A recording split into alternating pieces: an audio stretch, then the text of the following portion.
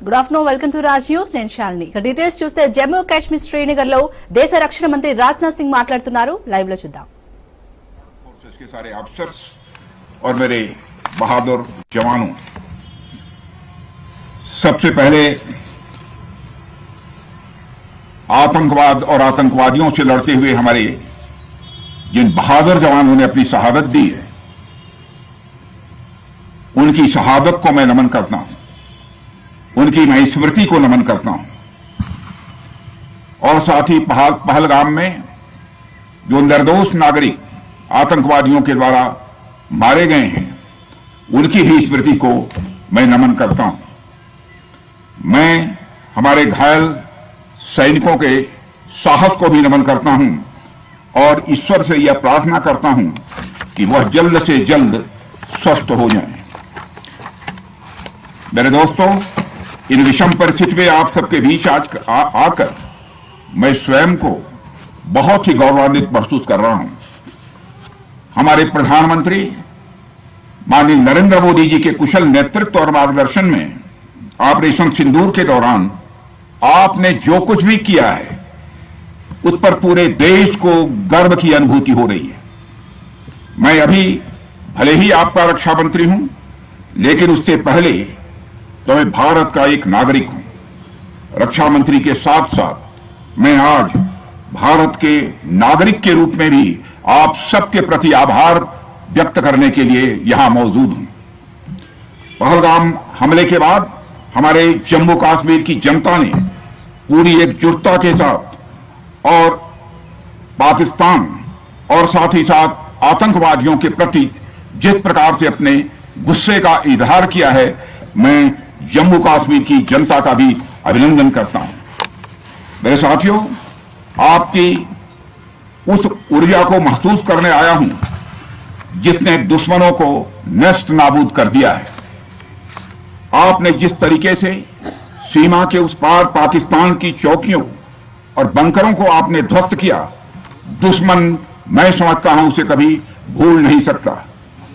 आपने देखा होगा कि आमतौर पर लोग जोश में होश खो देते हैं, लेकिन आपने जोश भी रखा, होश भी रखा और सूझबूझ के साथ दुश्मनों के ठिकानों को आपने बर्बाद किया है। आज मैं यहां रक्षा मंत्री के साथ साथ एक मैसेंजर के रूप में भी आप सबके सामने मौजूद हूं। पूरे देश की शुभकामनाएं, उनकी प्रार्थनाएं और उनकी कृतज्ञता को लेकर आप सबके बीच यहां मैं मौजूद हूं। एक तरह से आप समझिए कि मैं एक डाकिया बनकर आपके बीच आया हूं और देशवासियों का संदेश लाया हूं। संदेश यह है कि हमें हमारी सेनाओं पर गर्व है। साथियों, ऑपरेशन सिंदूर सिर्फ एक ऑपरेशन का नाम भर नहीं है, बल्कि यह एक हमारी प्रतिबद्धता है, यह हमारा एक कमिटमेंट है।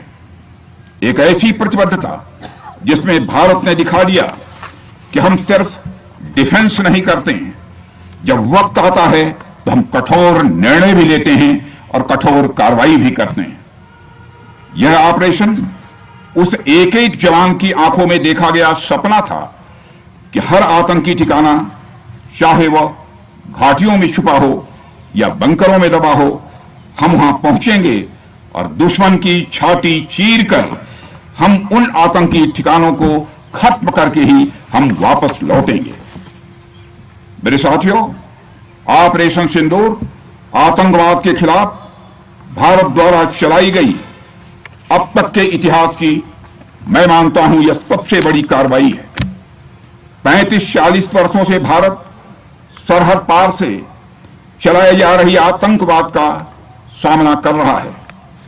आज भारत ने पूरी दुनिया को यह साफ कर दिया है, यह स्पष्ट कर दिया है कि आतंकवाद के खिलाफ हम किसी भी हद तक जा सकते हैं। साथियों, आतंकवादियों ने पहलगाम में आतंकवादी घटना को अंजाम देकर भारत के मस्तक पर चोट पहुंचाने की कोशिश की है। भारत की सामाजिक एकता को तोड़ने का भी प्रयास किया गया है। उन्होंने भारत के माथे पर वार किया, हमने उनकी छाती पर वार किया है और छाती पर घाव किया है। पाकिस्तान के जख्मों का इलाज इसी बात में है कि वह भारत विरोधी और आतंकवादी संगठनों को पनाह देना बंद करे और अपनी जमीन का इस्तेमाल भारत के खिलाफ किसी भी सूरत में न होने दे। साथियों, आपको याद होगा कि लगभग 21 साल पहले स्वर्गीय अटल बिहारी वाजपेयी जी के सामने इसी पाकिस्तान ने इस्लामाबाद में डिक्लेरेशन किया था कि अब उनकी धरती से आतंकवाद एक्सपोर्ट नहीं किया जाएगा। मगर पाकिस्तान ने भारत को धोखा दिया है, पाकिस्तान ने भारत को छला है और आज भी वह धोखा दे रहा है। इसका खामियाजा अब उसको भारी कीमत करके भुगतना पड़ा है और यह कीमत, यदि आतंकवादी वारदातें चलती रही तो लगातार यह बढ़ने ही वाली है। हमारे प्रधानमंत्री श्री नरेंद्र मोदी जी ने दो टूक शब्दों में आतंकवाद के खिलाफ भारत की नीति को रीडिफाइन कर दिया है, इसे परिभाषित कर दिया है, जो यह कहती है कि हिंदुस्तान की सरजमी पर किया गया कोई भी आतंकी हमला एक एक्ट ऑफ वार माना जाएगा। दोनों देशों में जो अंडरस्टैंडिंग बनी है फिलहाल वह इसी बात को लेकर है कि सरहद पार से कोई बेजा हरकत अब नहीं की जाएगी। अगर की गई तो बात निकलेगी तो बहुत दूर तक जाएगी। साथ ही हमारे प्रधानमंत्री ने यह भी साफ कर दिया है, आतंक और बातचीत कदापि एक साथ नहीं चलेंगे और अगर बात होगी तो आतंकवाद पर होगी और पाक ऑक्युपाइड कश्मीर पर ही होगी। साथियों, ऑपरेशन सिंदूर की कामयाबी ने पाकिस्तान में छिपे आतंकी संगठनों और उनके आकाओं को भी यह साफ बता दिया है कि वे कहीं भी अपने आप को महफूज और सुरक्षित न समझें। अब वे हमारे बहादुर भारतीय सेनाओं के निशाने पर हैं। दुनिया जानती है हमारी सेनाओं का निशाना अचूक है और जब वो निशाना लगाते हैं तो गिनती करने का काम वह दुश्मनों पर छोड़ देते हैं। साथियों, आज आतंकवाद के खिलाफ भारत की प्रतिज्ञा कितनी कठोर है इसका पता इसी बात से चलता है कि हमने उनके न्यूक्लियर ब्लैकमेल की भी परवाह नहीं की है। पूरी दुनिया ने देखा है कि कैसे गैर जिम्मेदाराना तरीके से पाकिस्तान द्वारा भारत को अनेक बार एटमी धमकियां दी गई हैं।